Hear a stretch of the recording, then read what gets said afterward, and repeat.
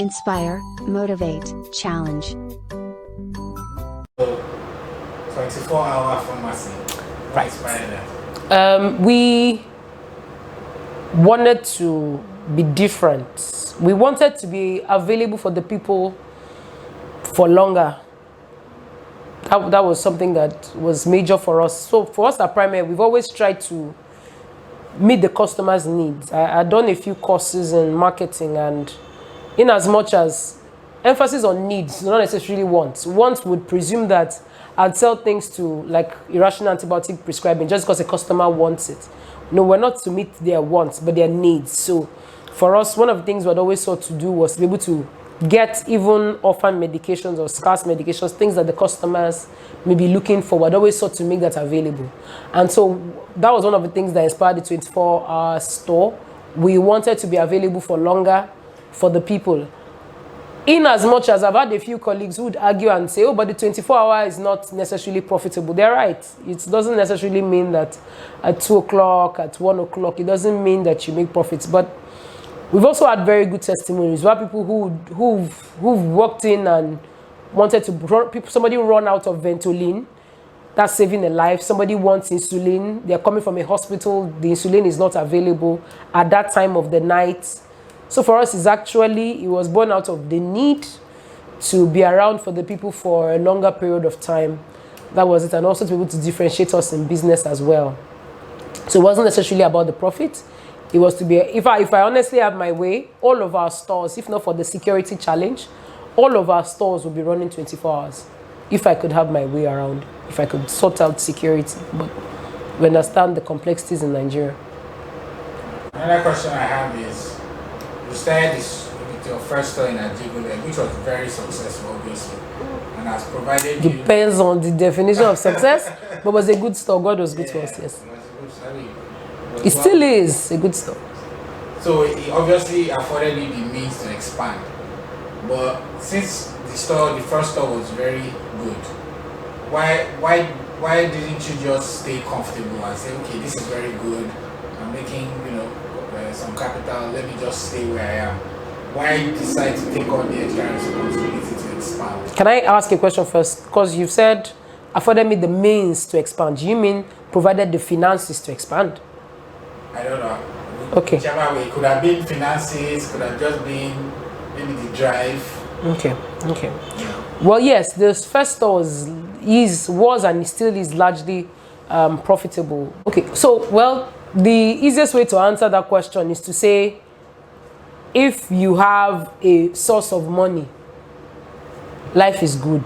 If you have 5 or 10 or 15 sources of money, life is gooder and then best.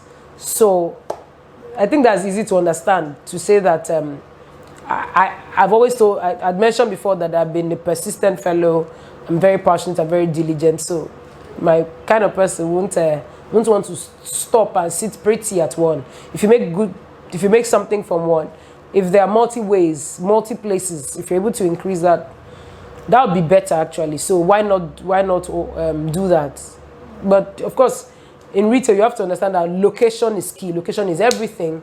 So it's also the need to be able to get the right store and to be able to do that. And just to correct that impression, it doesn't mean that the first store wasn't able to pay the bills of the expansion of the new stores. I mean, if anything, I mentioned that we've had a failed store. So even if we're taking out money to be able to do a second failed store and it failed, that probably should have meant I should run away, like with my tail in between my legs and all of that. But it wasn't that. It was because I wanted more. I wanted to be able to get more, I wanted to be able to reach more. And then with our vision as a store, I wanted to be able to make our services, because I think we're very unique. I think so. I wanted our services to be available to a lot more people. And so that was one of the reasons for the expansion. Remember, I'd also said that when I was working in a multinational, my goal was to be big. I wanted to, the vision was big. It was to be able to get to the ends of the earth. Yes. And so I wasn't going to just sit pretty in the Ajigule store. It was just the first one, which I said started out as a need because of the exposure to JK. So I knew there was only a matter of time. I was going to go out and look for more. And so that was it. Okay. Okay, so there are probably going to be a lot of young people watching this, and there are some people who are probably just like you, medical reps, or working in a hospital somewhere, and they are looking to start their own retail pharmacy business.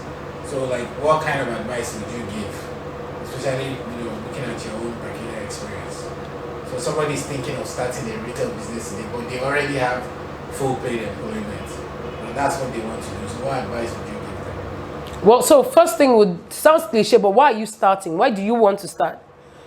It's important to be able to explain your why first before you commence. If it's another extra source of income, the other look for a startup, invest in the startup, because business is stressful. Honestly, and running business in Nigeria is a stressful place, and we all know it. Somebody will call you generator is something. This light went off, farm. Those things that are not pharmaceuticals yet. You're supposed to be able to meet that need, or would you start out and be at outsourcing things? Not at that level. So it's important to find out the why. That why should be your ginger. Like I said earlier, if you can't answer that well, if it's just an extra source of income, you don't have to run your own business to be able to make extra income.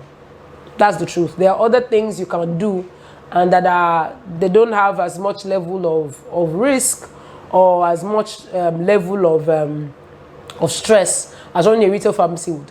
And so if you're able to ask your why, and if even after the why, you still sense that it's something you want to do, then it's important to take your time and get the right location. Location is everything. Even though people will say, oh, Lagos, there are too many pharmacies. But guess what? There are still some very nice locations that you should be. So after explaining the why, don't just say, I want to start a business, start it somewhere. My father has a house, let me use my father's house. No, don't do that. Get it right.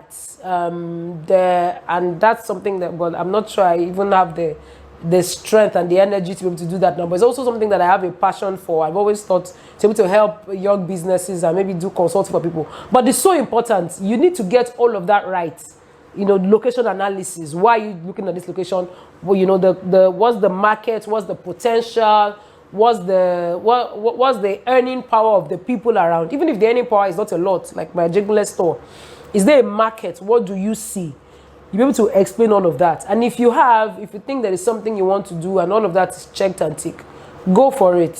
Go for it. It's worth it. For me, I'd explained that it was also based on the need. So I was comfortable when I was particularly happy, even when the business wasn't necessarily making a lot, but I was happy that we were meeting the needs. We're helping the community. When the first strike occurred, so the location is close to a general hospital. When the first strike occurred after we started, I was actually a bit worried because I was saying, oh, maybe the general hospital is a large source of business for us, and then maybe the general hospital shut down, maybe we would run into issues. But interestingly, I realized that we were blessed because we had patients now walking. They had seen a standard. They thought they could trust us. So it was now our job as pharmacists to give them the best. So they would actually come in and, explain their symptoms to you. We had professionals, our team were regularly updating our knowledge and all of that. So we're actually meeting their needs. We're following up. How are you? Are you feeling better? And the feedback was good. So that made me know that, of course, this is right. So all of that as well, very important. You can do it. That in itself will give you joy. Wali gave me joy besides just the finances. So if you want to do it, if you've ticked all the boxes as to the why, please go for it. Go for it and give it all that you have. Well, even if you're working, give it that part that you have. But that part that you have, give it the all. Cut out the distractions. Everybody has time. That's the truth. So cut out the distractions, all of those things that can compete with you giving that side business the energy, the demands that he has. Right, so just a follow-up question. Do you think working full-time, you could have built Primeah to where it is now? Do you think that is possible? I think this is something I didn't thought about before, but I don't think so. The distraction would have been a lot. So I think there's this quote, I don't know whether it's true. There's credited to Warren Buffett that says you shouldn't to test the waters, don't put both feet in water. And I think it makes sense, right? Even for people who go to the beach, you first put one leg in. For me, it was a side business to meet a need. So I wanted to run it side by side with what I was doing. Keep meeting that need and then be making small money from there.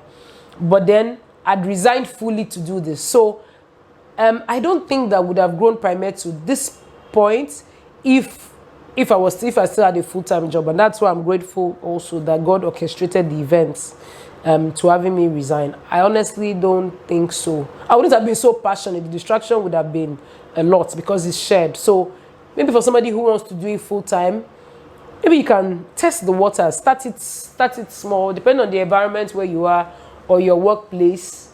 Find out, do it right. Find out what the concerns about, what are the organization's policy and all of that, to having your own side thing, and just find out. Start it and watch it grow. And then if you see an enviable future, then you can step into it.